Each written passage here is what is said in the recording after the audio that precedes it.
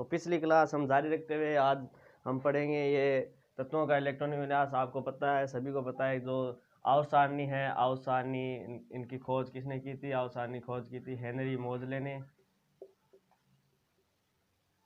ठीक है, तो हम आगे इसको चालू रखते हैं। पहले मैं तत्व कुछ लिख देता हूँ यहाँ पर।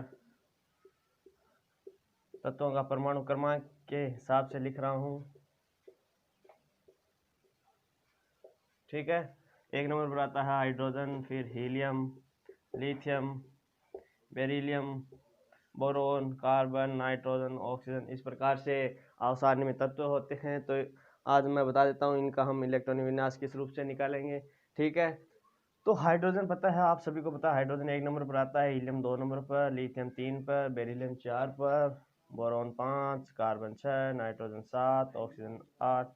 इस रूप में ये आते हैं तत्व। ठीक है, तो अब हाइड्रोजन है, जो इनका जो परमाणु क्रमांक है, परमाणु क्रमांक को हम परमाणु क्रमांक को Z के द्वारा प्रदर्शित करते हैं। ठीक है, ये जो परमाणु क्रमांक है, तो परमाणु क्रमांक के हिसाब से इनमें इलेक्ट्रॉन की संख्या भरी जाती है। जैसे हाइड्रोजन 1 नंबर पर आता है तो इसमें इलेक्ट्रॉन 1 होता है, और हीलियम 2 पर इसमें इलेक्ट्रॉन 2 ही होते हैं। ठीक है, तो जैसे ये सभी एकदम शॉर्ट सरल होते हैं। मैं बता देता हूँ कि दो 3D श्रेणी है। 3D श्रेणी में 2 अपवाद होते हैं। कौन कौन से? एक तो होता है क्रोमियम, एक होता है कॉपर। क्रोमियम आता है 24 नंबर पर, कॉपर आता है 29 नंबर पर। ठीक है, तो मैं आज आपको इनका इलेक्ट्रॉनिक विन्यास निकालना बताऊंगा, इनका भी बताऊंगा, साथ में सरल भी बताऊंगा, थोड़ा हार्ड भी बताऊंगा। तो आप ध्यान से देखते रहें। ठीक है, एक बार के लिए मैं ये रफ कर रहा हूँ।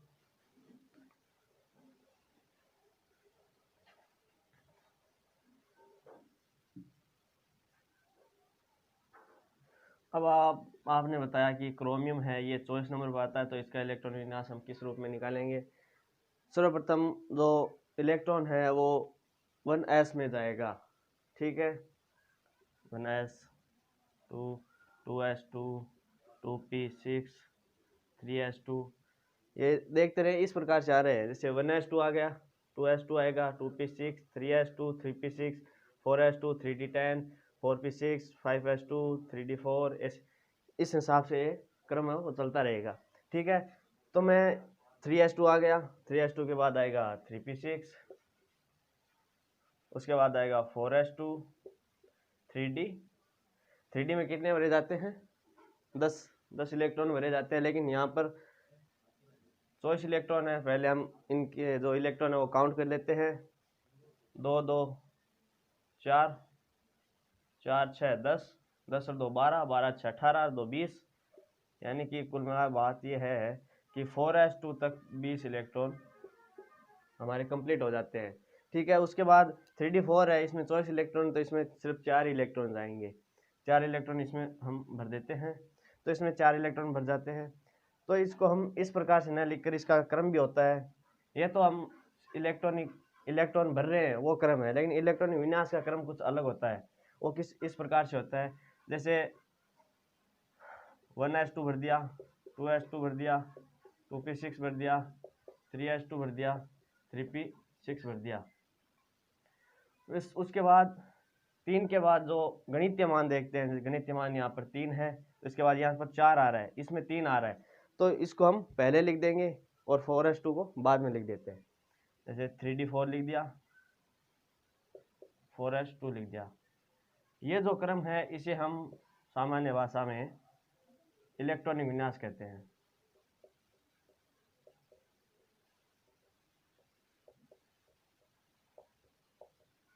ठीक है, तो इसमें हमने देखा कि ये क्रोमियम है, ये आवर्त सारणी का एक अपवाद होता है। अपवाद किस रूप में होता है ये बताता हूँ आपको।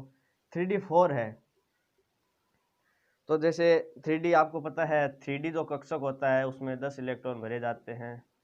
अगर 3d10 आ जाता है तो ये आप सभी को पता है कि ये पूर्ण भरा हुआ कक्षक माना जाता है, और 3d5 आ जाता है तो ये अर्ध भरा कक्षक माना जाता है।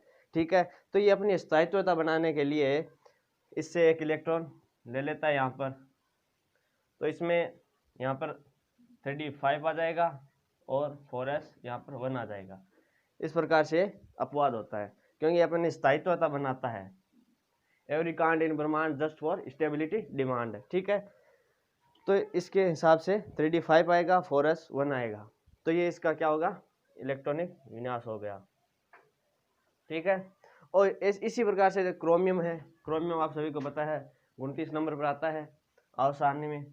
तो जैसे 1s2, 2s2, 2p6, 3s2, 3p6, 4s2,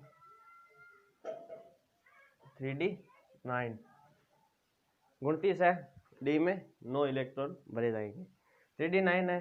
तो इसी प्रकार से हम इलेक्ट्रॉन भरते हैं। तो आपके मन में एक विचार आया होगा, अगर नहीं आया है तो मैं बता देता हूँ डाउट क्लियर करने के लिए, कि आपने सोचा होगा कि जैसे ये इलेक्ट्रॉन भरने का जो क्रम होता है वो पहले इस प्रकार से होना चाहिए, जैसे यहाँ पर 4s1 कैसे आया, यहाँ पर 3d10 कैसे आया, क्योंकि मैंने बताया था जो गणितीय मान है, जो छोटा होता है वो पहले लिखा जाता है, जो बड़ा होता है वो बाद में लिखा जाता है। तो इसमें आपने सोचा होगा कि ये 4s2 है, ये पहले कैसे आया और 3d10 ये बाद में कैसे आया। तो इसका भी मैं आपको बताऊंगा, इसके लिए आपको एक अलग क्लास लेनी होगी मेरी, उसमें मैं आपको बताऊंगा क्वांटम संख्या, ठीक है। क्वांटम संख्या थोड़ा नॉर्मल तरीके से मैं आपको बता देता हूँ। क्वांटम संख्या 4 प्रकार की होती है। पहली होती है मुख्य क्वांटम संख्या, फिर द्विघर्षी क्वांटम संख्या, चुंबकीय क्वांटम संख्या और चक्रण क्वांटम संख्या। ये जो 4 क्वांटम संख्या है वो चारों अलग अलग अपना मान बताती है। मुख्य क्वांटम संख्या को n से प्रदर्शित करते हैं, द्विघर्षी क्वांटम संख्या है उसको L से प्रदर्शित करते हैं, और जो चुंबकीय क्वांटम संख्या उसको m से, चक्रण क्वांटम संख्या उसको s से, इस प्रकार से प्रदर्शित करते हैं। तो उनका जो मान होता है उस हिसाब से ये 4s पहले आएगा, क्योंकि जो इसके लिए अलग क्लास लूंगा तो उसमें आपको बता देता हूँ, ये सारा डिटेल बताऊंगा, लेकिन फिलहाल आप इसी पे कॉन्सेंट्रेट करें। हम चल रहे थे क्रोमियम का इलेक्ट्रॉनिक विन्यास निकाल रहे थे। तो क्रोमियम यहाँ पर 3d9 आ रहा है। अगर ये एक इलेक्ट्रॉन ले लेगा तो ये जो अपना अंतिम कोष है वो पूरी रूप से भर देगा, पूरे रूप से भर देगा। तो अपनी स्थायित्वता के लिए ये इससे एक इलेक्ट्रॉन लेगा, ले लिया, तो यहाँ पर हो गया 3d10 और 4s1। ये क्या होगा इसका इलेक्ट्रॉनिक विन्यास। इसी में मैं आपको बताऊंगा कि इलेक्ट्रॉनिक विन्यास के अंदर हम अनुचुंबकीय, प्रतिचुंबकीय, रंगीन, रंगहीन वो कैसे ज्ञात कर सकते हैं। तो इसके लिए मैं आपको पहले ये रफ कर देता हूँ, आपको बता देता हूँ आगे, ठीक है।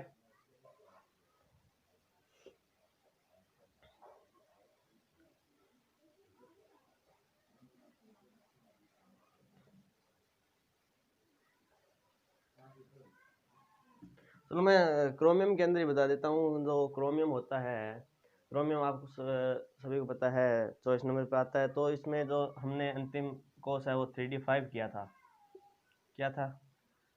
इलेक्ट्रॉन विन्यास निकाला तो 3d5 किया था। तो इसमें क्या होता है, जैसे इलेक्ट्रॉन भरने का जो क्रम होता है वो इस प्रकार से होता है।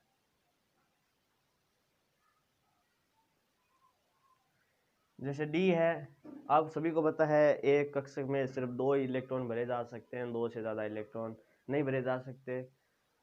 तो इसमें 10 इलेक्ट्रॉन अधिक से अधिक हम डी कक्षक में भर सकते हैं। तो इसके लिए हमने यहाँ पर 5 बॉक्स बना लिए।